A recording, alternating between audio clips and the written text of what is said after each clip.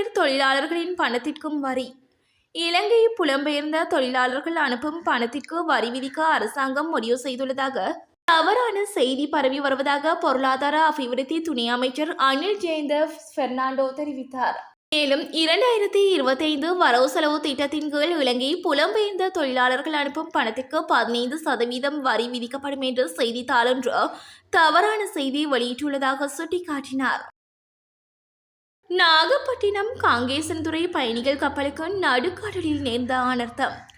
இந்தியாவின் நாகப்பட்டினத்திலிருந்து இலங்கையின் காங்கேசன்துறைக்கு புறப்பட்ட பயணிகள் கப்பல் திடீரென கடல் சீற்றத்தால் நடுக்கடலில் தத்தளித்ததாக இந்திய ஊடகங்கள் செய்தி வெளியிட்டுள்ளன. அந்த கப்பலில் 17 ஊழியர்கள் உட்பட 95 பேர் பயணம் செய்த நிலையில் பயணிகள் அச்சமடைந்ததால் கப்பலிடையே நாகப்பட்டினத்திற்கு திருப்பி சென்றதாக தெரிவிக்கப்படுகிறது. தமிழர் பகுதியில் வாள்வெட்டு குழுவிற்கு எதிராக வெடித்த போராட்டம். மட்டக்களப்பு ஆரையம்பதியில் வாள்வெட்டு குழுவை இல்லாம் செய்யுமாறு காத்தான்குடி காவல்துறையினரின் செயற்பாட்டை கண்டித்து பொதுமக்கள் போராட்டம் ஒன்றை முன்னெடுத்துள்ளனர். குறித்த போராட்டமானது இன்று ஆரையம்பதி பிரதேச செயலகத்தின் முன்னால் முன்னெடுக்கப்பட்டுள்ளது. முன்னாள் அமைச்சர் ஜீவன் தொண்டமானுக்கு பிணை. முன்னாள் அமைச்சர் ஜீவன் தொண்டமான் உள்ளிட்ட 10 பேருக்கு நுவரெலியா மாவட்ட நீதிமன்றத்தால் சரீர பிணைய செல்ல உத்தரவிடப்பட்டுள்ளது.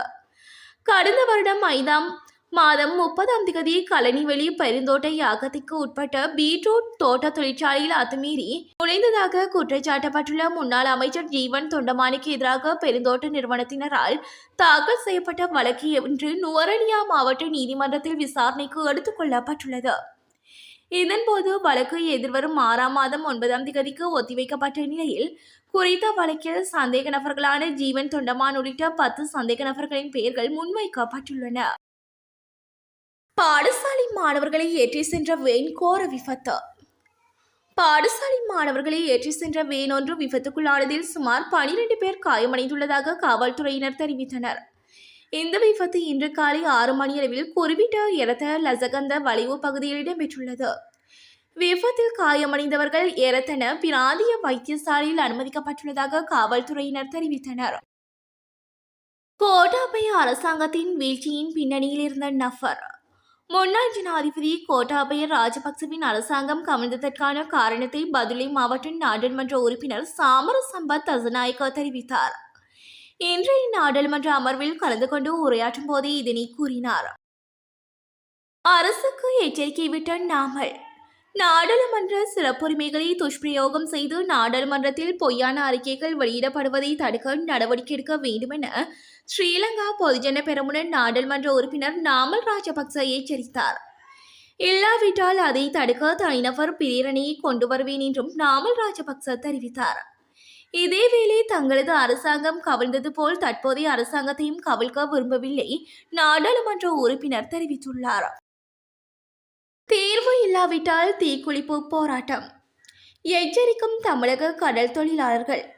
இலங்கை கடற்படையினரால் கைது செய்யப்பட்ட தமிழக கடல் தொழிலாளர்களை விடுதலை செய்யாவிட்டால் தீக்குளிப்பு போராட்டத்தில் ஈடுபட உள்ளதாக இந்திய கடற்தொழிலாளர்கள் எச்சரிக்கை விடுத்துள்ளனர் என்று இந்திய ஊடகங்கள் செய்தி வெளியிட்டுள்ளன. இராமேஸ்வரம் கடல் தொழிலாளர்கள் இலங்கை கடற்படையினரால் கைது செய்யப்பட்ட தமிழக கடல் தொழிலாளர்களையும் மீன்பிடி படகுகளையும் உடனடியாக விடுவிக்குமாறு கோரி தொடர்ந்தும் 4வது நாளாக வேலைநிறுத்த போராட்டத்தில் ஈடுபட்டு வருகின்றனர். கடந்த வெள்ளிக்கிழமை தங்கச்சி மடம் வலசை பகுதியில் உள்ள பேருந்து தரிப்பிடத்திற்கு முன்னால் உண்ணாவிரத போராட்டத்தில் ஈடுபட்டுள்ளமை குறிப்பிடத்தக்கது.